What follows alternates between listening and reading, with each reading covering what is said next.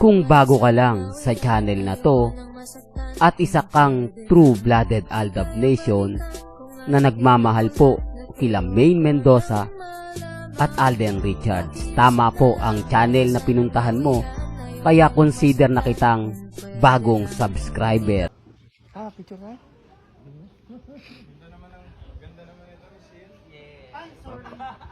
Papa Alden. Sabi ko na wala ka.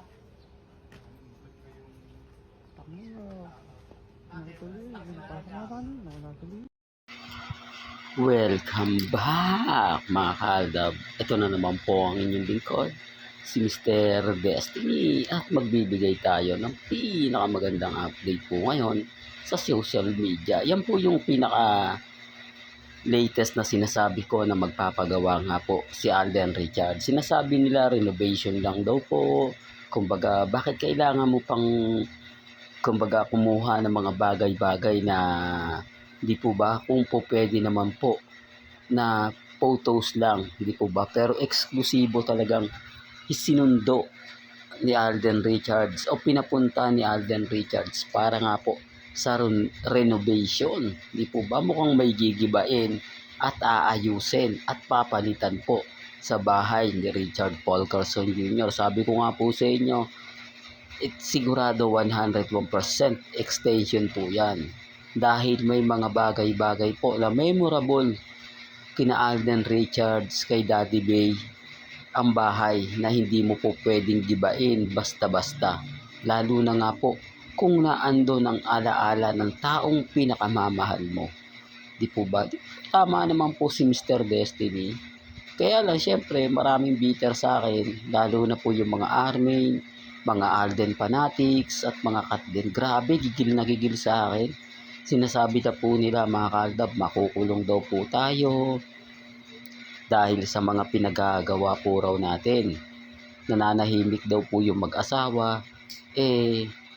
Kumbaga, ginugulo po raw natin. Sino nga po ba nang gugulo? Di po ba? Sila nga po yung nagpapakalat ng fake news na buntis si Maine. Sila nga po yung nagpapakalat na kumbaga si Mengay daw ganito, si Mengay daw ganun. Di po ba? Inuunahan pa po nila yung pamilya ni Maine. Inuunahan pa nila yung pamilya ni Congressman. Doon pa lang may mali na eh. Pero pag sila okay lang, hindi mo sila pwedeng idemanda, hindi mo sila pwedeng kasuhan. Kasi nga po legit sila. Di po ba? Tayo hindi. Ulitin ko lang po sa mga Aldab Nation, alam nyo na po yung kwento. Alam nyo na po yung mga nangyayari at nagaganap sa social media. Lalo na po kay na Alden at kay Maine. Ito lang po sa mga baguhan na dumadaan po sa channel natin na sinasabing sa ginagawa po raw ni Mr. Destiny, makakasuhan siya ng libel. Ang tanong, sa palagay po ninyo, sino nga po ba ang mga nagsabi na buntis si Maine, may anak si Maine?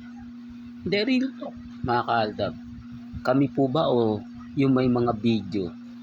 Sabi ko nga, bawat upload ko rito, nagbibigay tayo ng resibo at ebidensya. Simula since 2015 pa. Magagamit ko yan pang counter sa ikakaso po nila sa akin. Ilalabang ko yung mismong mga salita nila. Di po ba? Sila na magde-deny. Hindi totoo yan. Bakit sinabi mo? Di po ba? Kung i-deny po ng pamilya Mendoza, pamilya Paul Carson, yung mga sasabihin nila, i-deny ko rin yung sasabihin ko. Di po ba? Hindi real to. Kung may ebidensya sila, gaya nga po ng pinangahawakang video na ina-upload ko, kung tatanggapin sa korte yung mga sinabi ko, bakit hindi po tatanggapin sa korte yung mga sinasabi nila? Same din lang naman po. Di po ba? Kaya nga sabi ni Bossing kay Richard Paul Carson, dalawa na anak Di po ba? Kay Alden Richards, hindi naman po pwede kayo marami ng anak yun. Samantalang tatatlo lang po sila nag-uusap ni Bossing Vic Soto, Alden Richards, at ni Jose Manalo. Hindi, real talk mga kalda, pero wala pong pilitan. Hindi po ako namimilit. Sabi ko nga po sa inyo, Ang dami kong ebidensya na po pwedeng isampal. Although sabihin nyo, hindi si Bossing Vic Soto mapagbiro yan. Ano ka dyan, makakasuhan ka pa rin. Yung sinabi ni Lola Linda, yung sinabi ni Nikki na magkakaroon ng pinsan si Mati. Hindi, pag na-record lang po. Sasabihin mo po ba yun nang walang katotohanan? Anong sabi sa Twitter po ni Colleen? Na si Nanay Dab galit na galit kay Alden dahil nabuntis niya. Pero deep inside daw po, tuwan-tuwa daw po si Nanay Dab. Kung ngaari, galit na galit si Tatay Dab at si Nanay Dab. Pero sa puso daw po nila masayang masaya. Post yan ni Nikki. Ni Colleen. Tapos, eto pa po mga ka-Aldab, sa private event ng Aldab, hindi nyo po pwedeng sabihin na sinabi lang yan para sa mga viewers. Sinabi lang yan para sa mga manonood ng Eat Bulaga. Private po yun. Private yung event na dinaluhan po ng Aldab Nation. Mabibilang nyo po yung mga bisita. Bakit sinabi ni Alden Richards na magiging lolo na si Daddy Bay? Sino nga po ba? Wala naman po. Hindi naman po matagal nang may anak si Kuya Rod. Alanganin si April yun. Si Angel o si Risa. Hindi po ba? Common sense na lang po, mga ka-Aldab, sa mga bumabatikos po sa akin. At bakit tatawagin ni Daddy Bay si Tatay Dab na balae? Para saan yun? Baka sabihin nyo, hindi Mr. Destiny, komedyante yung dalawa Baka talaga nagbibiro lang. Probinsya po, laking probinsya po si Tatay Dab. Laking probinsya din po sa Laguna si Daddy Bay. Yan yung mga tipo na bawal, masyadong conservative sa mga suot.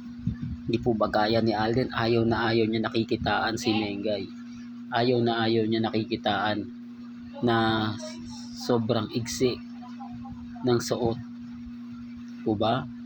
Kaya sa dami po ng bitter, sa dami ng mga ebidensya at resibo na magpapatunay na galing po mismo sa pamilya Mendoza at pamilya Polcarson. Di po ba?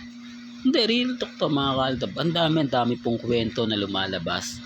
Ang dami pong mga sinasabi na talaga naman pong mapapaisip kayo. Maraming kwento, maraming ganito, maraming ganyan. Pero okay lang, relax ka lang. Maging matatag, maging kampante. Hindi ako basta-basta nagpapa-apekto. Lalo na nga po ngayon na talagang kitang-kita ninyo ang mga nangyayari at nagaganap sa social media. Kaya ang sabi ko sa inyo, ang mga galit lang po sa akin, ito lang po mga baguhan.